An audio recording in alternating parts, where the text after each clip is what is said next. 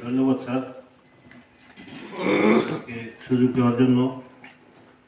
আমি প্রথমেই আপনাকে অসংখ্য বোধ জানা নেই এর আগে যে আমরা এখানে যে সমস্ত আলাপ আলোচনা করি সেটা স্টেট অ্যাসেম্বলির মতো করে যে ওই অফিসিয়াল যে প্রসিডিং এগুলো বার হয়, এইবারে বোধহয় প্রথম বার হয়েছে, যার জন্য আপনাকে এখনো আপনার টিমকে অসংখ্য ধন্যবাদ।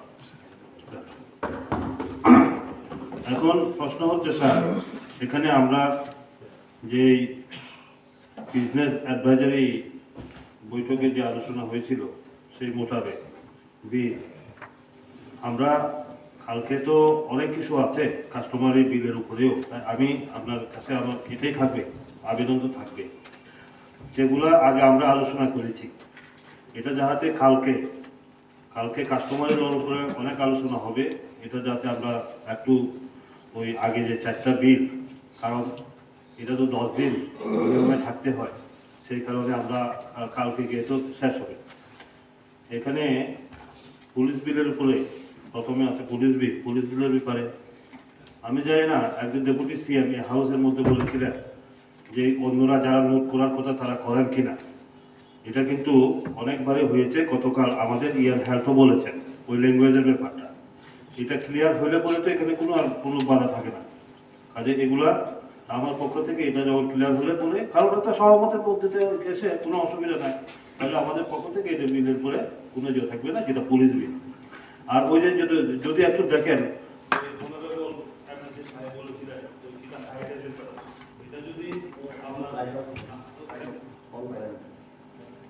ওই যে হাইটটা না, এটা যদি এরকম সেন্ট্রাল ফোর্সের মধ্যে যদি থাকে তাহলে আমাদের এখানে কেন হবে না?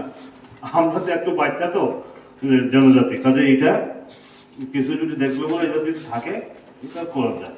এরপরে আছে কি village committee conduct of election 4th amendment, এটাও অনেকবার আলোচনা হয়েছে, কাজে এটাও ওই আমাদের বিজনেস অ্যাডভাইজারি যে সিদ্ধান্ত মোতাবেক 2 নম্বরে যেটা TTRDC village committee conduct of election 4th amendment rule 2022, কাজে আমাদের পক্ষ থেকে কোনো নেই, অসুবিধা নেই। আগামীকালকে সুবিধা হবে, পরপর এই 4টা বিল যদি আমরা আজকেই শেষ করে নিয়ে যেতে পারি, কালকে শুধু নিয়ম মাফিক করবো, 2টা গেল। এরপরে 3 নম্বরে আছে Tripura tribal area autonomous district village committee administration 2nd amendment rules 2022।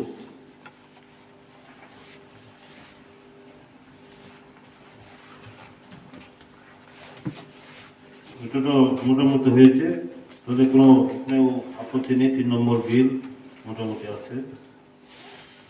এখন হচ্ছে 4 নম্বর Tripura tribal area autonomous district village committee maintenance of register of ordinary resident rules 2022,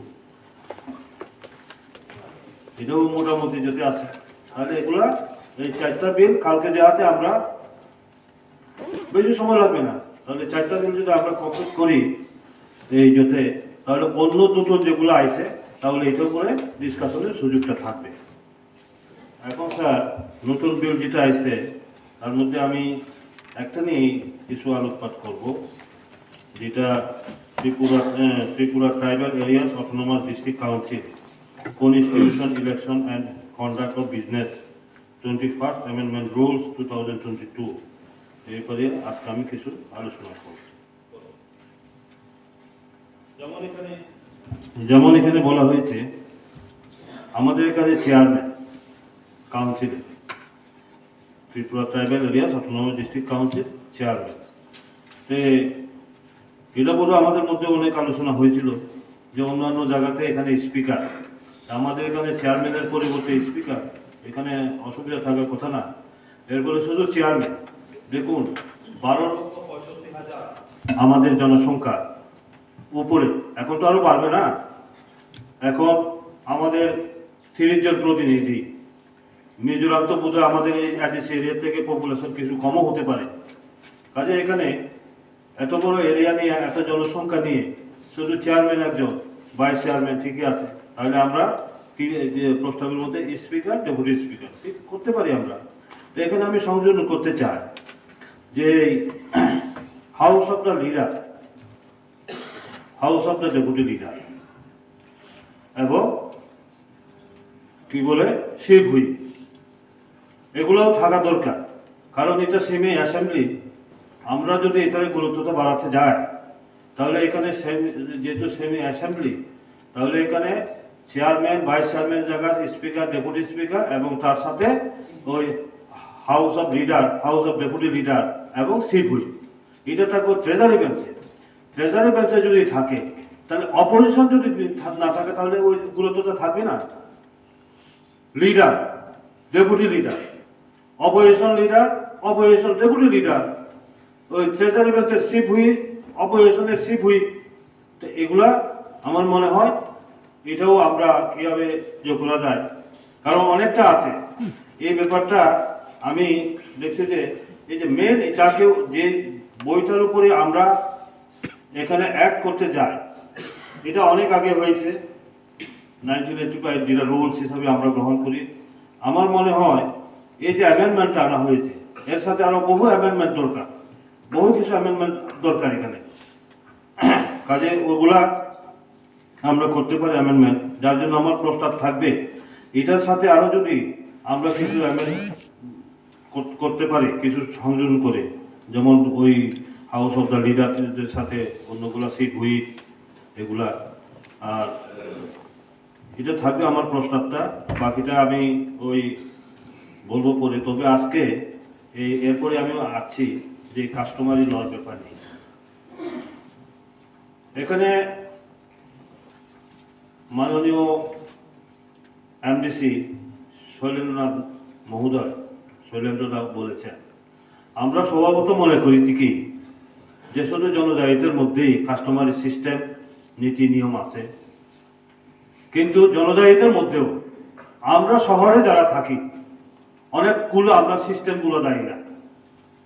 any tribes আমি লক্ষ্য করি এখানে আগরতলাতে, আমরা চাকমাই বলুন, দেবনময় বলুন, ত্রিপুরাও বলুন, আমরা কিন্তু আমরা কাস্টমারি সিস্টেম প্রতিটি সম্প্রদায়, প্রতিটি জাতিগোষ্ঠীর তাদের রীতি নীতি নিয়ম কি, এগুলা কিন্তু গ্রামীণ এলাকাতে গেলে এটা বোঝা যায়। আমরা আগে এই দেবুলা সহ ঘুরতাম, ওই কলইপাড়াতে গেছিলাম, অনেকবার যেতে গেছি, দেখি তাদের নীতি নিয়মগুলা কিরকম। কাজে আমরা এটাতে যদি গুরুত্ব দেই তাহলে এইদিকে শৈলেন্দ্রনাথ যিনি বলেছেন বাঙালিদের মধ্যেও আছে, কিন্তু শহরে যারা বসবাস করে নেই। কিন্তু আইডিসি এরিয়াতে এটা খুব ভালো, আমার মনে হয় ভালো প্রস্তাব, যে নন জনজাতি নন ট্রাইবাল থেকে যে প্রস্তাবটা আছে ওনার পরিচয় আজকে কিন্তু এমডিসি হিসাবে। এর আগে কি ছিল, রাজনীতি করতেন ঠিক, পাশাপাশি ছিল উনি একজন সমাজপতি, নাথ সম্প্রদায় ওইখানে সমাজপতি। আমি একদিন জিজ্ঞেস করলাম একজন সিপিএম এর খদ্দর এই এলাকার নেতা গিয়া বয়ে রয়েছে, আমি কই শৈলেন্দ্র আরে এই খবর থেকে আপনার দলে আইসে, আপনার লোকে আইসে, কয় না রে বা না না না, আমি সমাজপতি তো, তাই নিয়ে রাজনীতির বাইরে কিন্তু সমাজপতি, সমাজপতি হিসেবে যখন যাইব কিন্তু তাই ওখানে রাজনীতির উঠে, এই জন্য ওনাকে আমি সাংঘাতিকভাবে রেসপেক্ট করি। তো এইগুলা কাজে এডিসি এরিয়ার মধ্যে এই যে এটা প্রসঙ্গ আসবে, এই যে কাস্টমারি কোর্ট, হ্যাঁ আমরা দেখেছি আসাম, মেঘালয় এবং মিজোরামের মধ্যে ওইখানে থিয়েটার, এই যে judiciary system, village council court, subordinate court বা ডিস্ট্রিক্ট কাউন্সিল কোর্ট। তাহলে এডিসি এরিয়ার মধ্যে আজকে যারা নন জনজাতি নন ট্রাইবেল যদি তারা এই সমাজ ব্যবস্থার মাধ্যমে পরিচালিত হইতে চায়, তাদের যেগুলা যে নিয়মগুলা, তাহলে পরে আমাদের এখানে খুব সুবিধা হবে। আপনারা দেখেন ওইগুলা তো মোটামুটি এখানে এই কোর্ট হবে, আজকে সব এখানের মধ্যে বিচার হবে। এখানে আমাদের যেমন ট্রেডিশনে আমাদের নিয়ম কানুনের মধ্যে সমাজ ব্যবস্থার মাধ্যমে সমাজপতিরা যে বিভিন্ন চিন্তা ভাবনার মাধ্যমে আজকে এখানে 14টা ওনারা সাবমিট করেছেন, এবং এখান থেকে আপনারা এখানে অফিসিয়াল প্রসিডিউর মেনটেন করে এখানে আজকে বিল এখানে উপস্থাপন করা হয়েছে হাউসের মধ্যে। এইভাবে আমি মনে করি যদি প্রস্তাব করেছেন এটা খুব ভালো ব্যাপার, এটা বাঙালিদের মধ্যেও এরকম আছে এইগুলা। কাজে এখানে অনেকে আলোচনা করেছে, মূলত কাস্টমারি ল। আমার মনে হচ্ছে মাননীয় চেয়ারম্যান স্যার, এখানে সিনিয়র এমডিসির মধ্যে বন্ধুবর রবীন্দ্রনাথ বর্মা আছেন, অনন্তদা বোধে চলে গেছেন। আমাদের তো উৎপত্তিটা হয়েছে এইটা যে জনজাতিতে তাদের রীতি নিয়ম নীতি এগুলা কিভাবে সংরক্ষণ করা যায়, তাহলে কোন মাধ্যমে করা হবে। এর মাধ্যমে তো আজকে কিনা সেদিনকার সেই 67-68-তে দ্রাও কুমার রিয়াং থেকে আরম্ভ করে, শ্যামাচরণ ত্রিপুরা থেকে আরম্ভ করে হরিনাথ বর্মা, রতিমোহন জমাতিয়া ওনারা করেছেন। এর পরবর্তীতে আমরা এসেছি তাদের অনুমতিতে। কারণ ভারত যখন স্বাধীন হবে, ইন্ডিপেন্ডেন্ট হবে, ইংরেজ ছেড়ে দিয়ে দেবে, হয় ভারতবাসী তোমরাই স্বাধীনভাবে রাজত্ব করো, তখন থেকে এই যে উত্তর পূর্বাঞ্চলে বিশেষ করে এক্সক্লুডেড এরিয়া, আসাম প্রদেশ যেটা জনজাতি অধ্যুষিত এক্সক্লুডেড এরিয়া, সে এরিয়াগুলো নিয়ে আজকে স্মরণ করতে চাই রেভারেন্ড জেনারেল নিকোলাস রয়কে। যে নিকোলাস রয় সেই সাংবিধানিক সভায় কেন তুললেন? মূলত 6 শিডিউল প্রভিশনটা করতে গেল।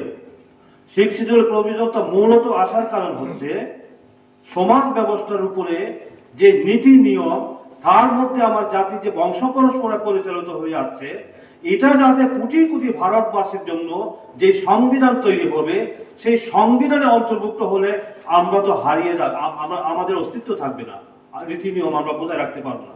তাহলে সেই অস্তিত্বগুলা যদি আমাদের টিকিয়ে রাখতে হয়, তাহলে কি করতে হবে? কনস্টিটিউশন উইদিন কনস্টিটিউশন, তার নামই তো 6 শিডিউল। আমরা বলে যদিও আম্বেদকর করেছেন এই ড্রাফটিং কমিটির চেয়ারম্যান, কিন্তু মূলত এই প্রস্তাবটা যিনি তুলেছেন তিনি হচ্ছে ওই রেভারেন্ড জেনারেল নিকোলাস রয়, মেঘালয় থেকে। এবং ওনার প্রস্তাব অনুযায়ী ওনার নেতৃত্ব, বলিষ্ঠ নেতৃত্বের কাছে পর্যন্ত তৎকালীন আসামের যে মুখ্যমন্ত্রী গোপীনাথ বরদলৈজি, উনি সমর্থন করেছেন। এবং বরদলৈজি অবিসংবাদিত নেতা, আসাম প্রদেশের মধ্যে গোপীনাথ বরদলৈজির উপরে কথা বলার মতো নেতা ছিলেন না। উনি যদি নন ট্রাইবাল হয়ে তৎকালীন মুখ্যমন্ত্রী হিসাবে সমর্থন না করতেন, আজকে এই 6 শিডিউল হয় না। শুধু এবারে জেনারেল নিকোলাস রয় উনি পারতেন। কাজে আমরা অনেক সময় আম্বেদকরজি, বরদলৈজি সাব কমিটির যেহেতু চেয়ারম্যান ছিলেন, ওনাদেরকে স্মরণ করি, কিন্তু সবচেয়ে যার বেশি অবদান, যার চিন্তা ভাবনার থেকে এই প্রস্তাবটা এসেছে, তিনি হচ্ছেন রেভারেন্ড জেনারেল নিকোলাস রয়। কাজেই এই যে দীর্ঘদিন পর্যন্ত আমরা 6 শিডিউলের বিভিন্ন মুভমেন্টের জন্য আমরা করেছি, গ্রামে গ্রামে পাহাড়ে পাহাড়ে গিয়েছি, অনেক সমাজ ব্যবস্থার মধ্যে পরিবর্তন হয়েছে, জনজাতিদের মধ্যে ইউনিটি এসেছে। শ্যামাচরণ ত্রিপুরা এখনো উনি আমাদের মধ্যে নেই, উনি আর্টিকেলের মধ্যেও লিখেছিলেন, যেমন জমাতিয়া সম্প্রদায়ের মধ্যে তাদের ব্যবস্থাটা কি ছিল। আমরা যারা নন জমাতিয়া আমরা থাকতে পারতাম না, সেই রীতিকে খেয়ে ভেঙেছেন। প্রয়াত হয়েছেন উনি প্রাক্তন মন্ত্রী রতিমোহন জমাতিয়া, সেটি অবদান স্যার, আপনি জানেন সেগুলো। আজকে এত ত্যাগ স্বীকার করার পরে এই এডিসি হয়েছে। 1 এপ্রিল 1985 থেকে এডিসি 6 শিডিউল মোতাবেক হয়েছে, আজ পর্যন্ত সেটা বন্ধ। একদিন দেওয়াব্রত করলো, আজকে আমাদের মধ্যে নেই।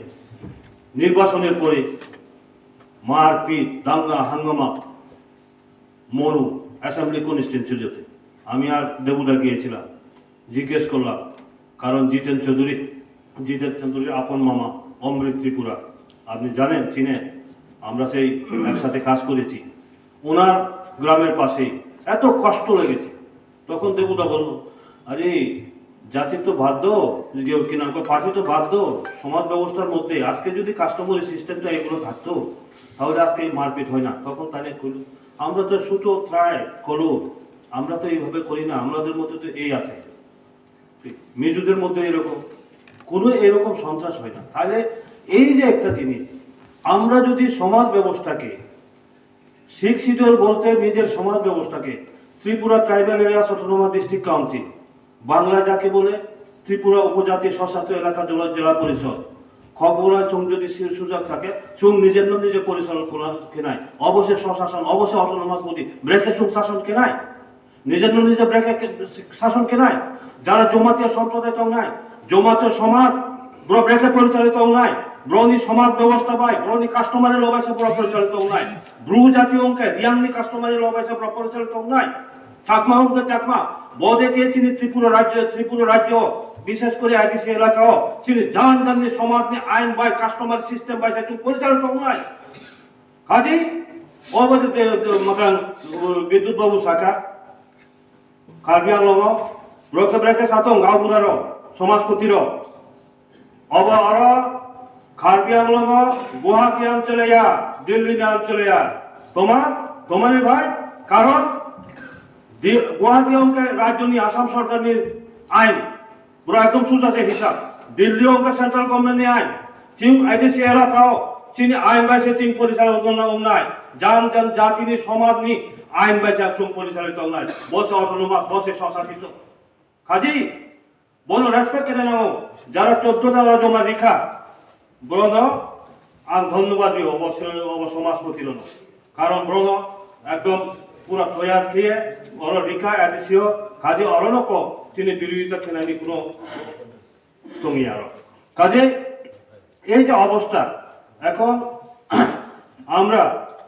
আমি আশা করব আগামী কালকে আমরা অন্যান্য বিলের সাথে সাথে এইগুলোতে আমরা কিভাবে অতি দ্রুত আমরা করতে পারি এটা চেষ্টা করব আরো সবচেয়ে বেশি ব্যাপার যেটা ওই যে ভিলেজ কাউন্সিল কোর্ট যেটা করব এখানে আমার মনে হয় আমি কালকে রাত্রে অল্প দেখেছি আজকে আরো দেখব ওই যেখানে জুডিশিয়ারি ব্যাপার কোর্ট হবে বিচার ব্যবস্থা হবে ওইখানে আমার মনে হয় কতগুলো ট্রাইবসের এই যে কাস্টমারি সিস্টেমটা হয়তো যারা সংখ্যায় কম তারা ওয়ান স্তরীয় বা